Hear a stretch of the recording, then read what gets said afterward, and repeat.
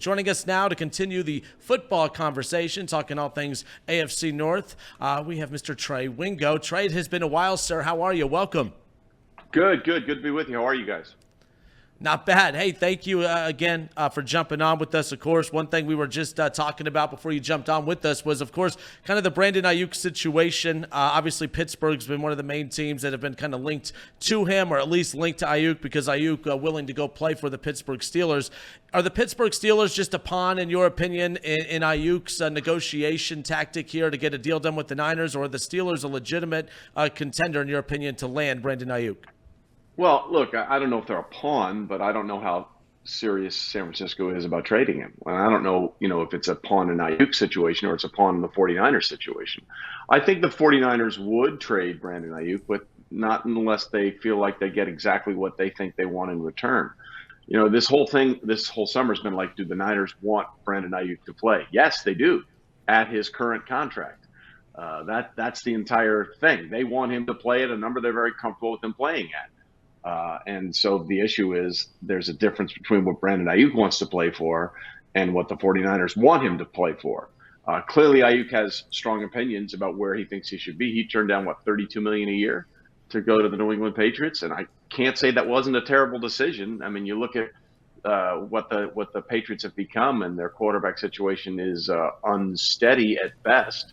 And Brandon, if he's going to eat as a wide receiver, is going to need to get catches. So I can understand his hesitancy to go there, which is so weird because that was the place everybody went, right, to get a ring and then got their money somewhere else. And now the Patriots have to beg to get people to come, like they did with Juju the previous year. And they tore up that $36 million contract after 1 year. And now they can't get Aiyuk to come there for $32 million. Trey, is it weird? I mean, not weird, but like it feels like there's the conflict right now between ownerships and players where, again, we're talking about these receivers wanting to get these extensions done with 2 years remaining on their contract. Obviously, Aiyuk's a little different because he was drafted later, but Aiyuk, Jamar Chase, with a lot of these receivers starting negotiations a lot earlier, is there, you talk about ownerships not wanting to kind of cave into those situations.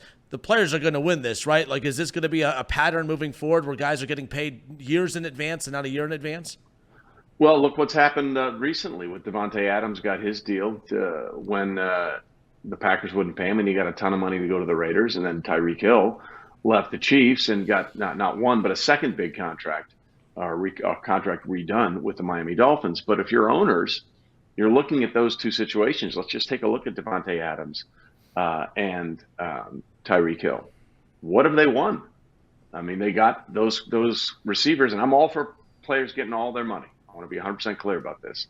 But Davante Adams and the Raiders has not been a good marriage in any way, shape, or form. There's all these ideas that he may be joining Aaron Rodgers with the Jets, and we'll see what happens there. The Dolphins have done really well in the regular season. I think they beat one team with a winning record last year, and that was the Dallas Cowboys in that game right around Christmas. And then they went to Miami. They went to Kansas City and got smoked in a cold game in the postseason. So it's interesting. If you're excelling at your position, absolutely you should get paid. But if you're an owner, okay, well, we paid all that money to Davante Adams. We haven't done anything. And with Tua having Tyreek and Jalen Waddle, they still haven't had the opportunity to win a postseason game yet. So it's a possibility this will still happen, but at some point people aren't going to want to see a return on their investment.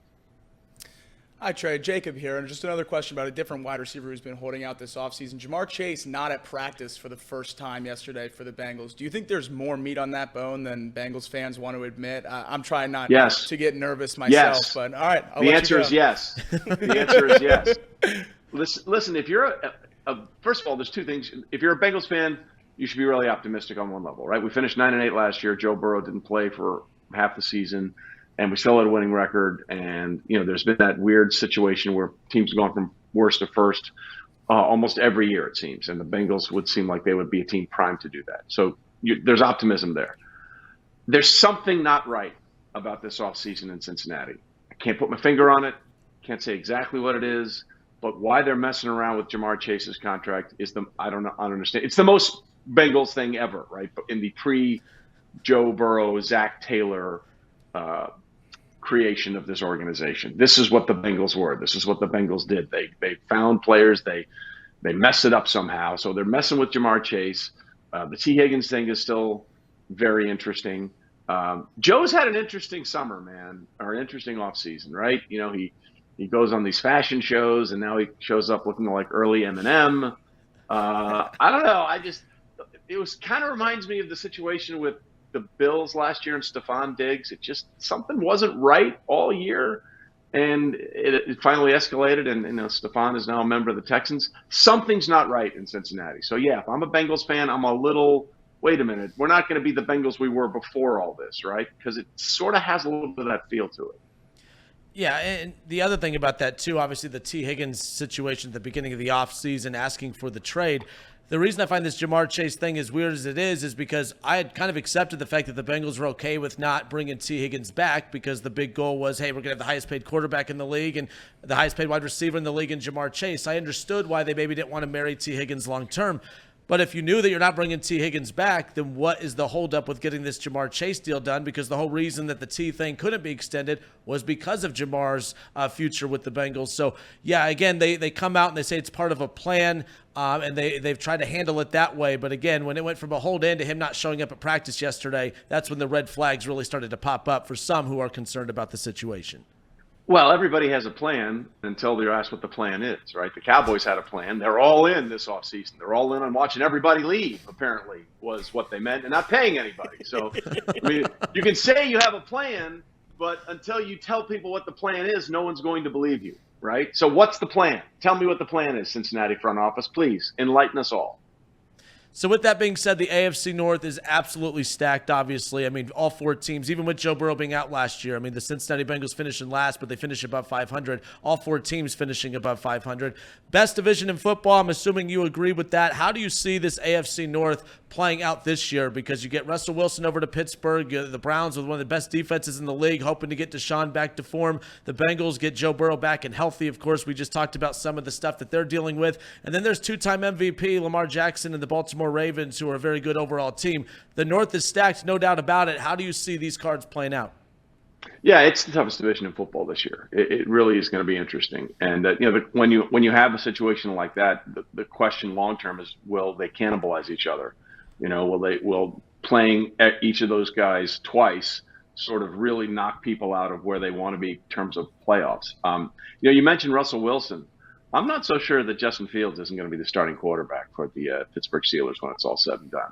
Yeah, he had a couple of fumbled exchanges in that preseason game, but other than that, he looked pretty sharp. And the center, I mean, it always goes on the quarterback, right? If it's a botched exchange, it goes down as a quarterback fumble. But the center said he took full responsibility for both of those issues.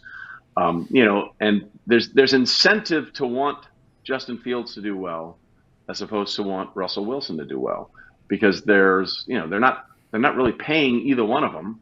The Denver Broncos are paying the Steelers a substantial amount of money to have Russell Wilson play for the Pittsburgh Steelers. But it does feel like Justin Fields might beat him out there. The division is stacked. The Browns won the division despite their quarterback, whom they gave the highest paid guaranteed money in all time in the history of the NFL, which will never happen again because of how this is played out. They won despite that. They won because of Joe Flacco and that defense. That's how they got into the postseason. So the division is really, really, really tough. And I'm curious to see what happens with the Ravens, because they had a couple losses on defense. Obviously, they bring in Derrick Henry.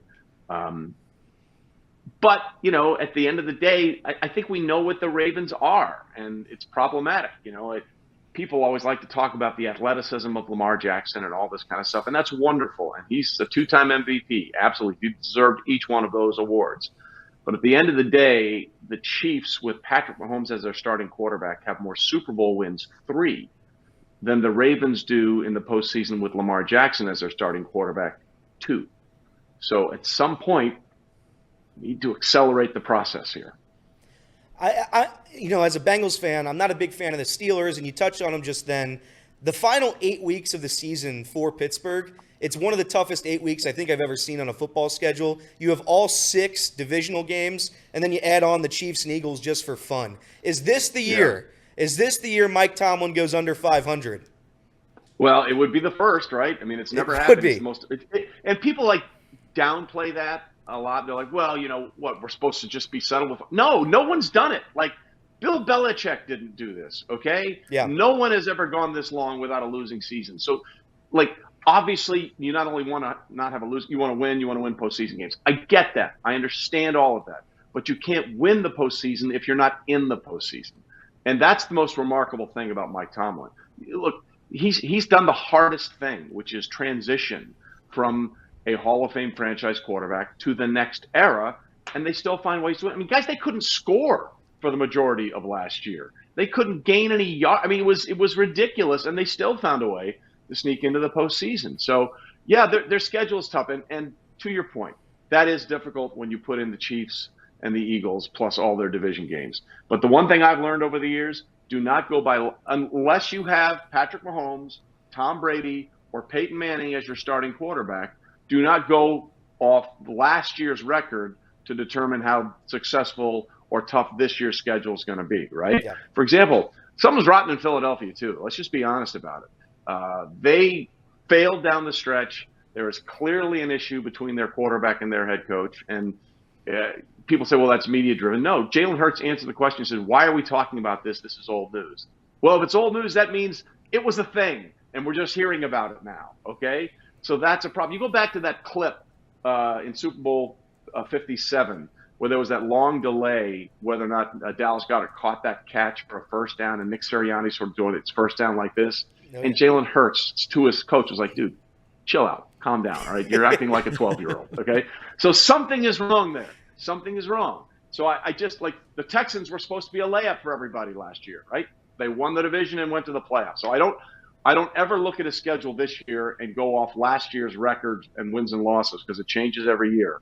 But, yes, the division is difficult, and those two teams should be good. We got Trey Wingo with us here again off the bench, presented by United Dairy Farmers, Chatterbox Sports on YouTube, 1410 ESPN Radio in Dayton. Trey, you mentioned the Houston Texans. I know we're talking a lot of AFC North, but C.J. Stroud, I mean, just a fantastic rookie season, one of the best, if not the best rookie season ever in the history of the NFL. The Texans, they add Stephon Diggs, and they add some depth, or they add a weapon on that defensive line. We watched the Cincinnati Bengals team who went out and they get a Jamar Chase, and in year 2 they find themselves in the Super Bowl. Could we see a similar run in year number 2 with C.J. Stroud and the Texans? How do you see them stack it up against a very loaded AFC right now? You could, absolutely. C.J. was unbelievable last year, and they also get Joe Mixon. They've got a depth at the receiving corps, including hoping everybody comes back healthy. The only thing I'll say is 15 is still playing, and I will default to that dude until he decides to no longer play football. It's like I was going to be the last guy to leave the Patriots bandwagon because I've seen it so long. I've seen them just find ways to get it done. So, yes, is it possible that the Texans could be in the Super Bowl? Absolutely. But if you're asking me to pick one team from the AFC, I'm going with the guy that texted his family in January of last year in the worst season of his career in terms of offensive output, yards per attempt. His receivers led the league in drops. And he texted his family before the final regular season game, which he wasn't playing, I've decided we're going to win the Super Bowl. Not that I think we have a chance. Not that I think we can get there. I've decided that we, the Chiefs, Patrick Mahomes I'm talking about here, are going to win the Super Bowl. And that's exactly what happened. They had one touchdown drive in that entire game. And what was it? The drive they needed to win the frickin' game in overtime. That was the only touchdown drive of the game. I will always default to Mahomes. And I know that makes Jamar Chase a little angry, and he gets a little nasty, and he doesn't like it. Well, you know what? He is who he is, and this team is who they are, and their track record is pretty damn good. So I'm going to default to the Chiefs and Patrick Mahomes until it doesn't happen. All right, Trey Wingo, last thing on the way out. You talk about the Chiefs obviously going for the three-peat this year. No other quarterback has had as much success against the Chiefs than the Cincinnati Bengals quarterback in Joe Burrow at this point. Obviously, the Houston Texans, I just asked you about their shot at getting to the Super Bowl out of the AFC. Obviously going to be a big threat, but the biggest threat to the Chiefs out of the AFC, is it still Joe Burrow and the Cincinnati Bengals? It is if Joe's healthy. It is if Jamar Chase is playing and happy. It is if everything is right. Look, there's so many things, right? Like San Francisco has the best roster in football. I believe that. But they don't have Patrick Mahomes. They have a very good quarterback in Brock Purdy. They just don't have Patrick Mahomes.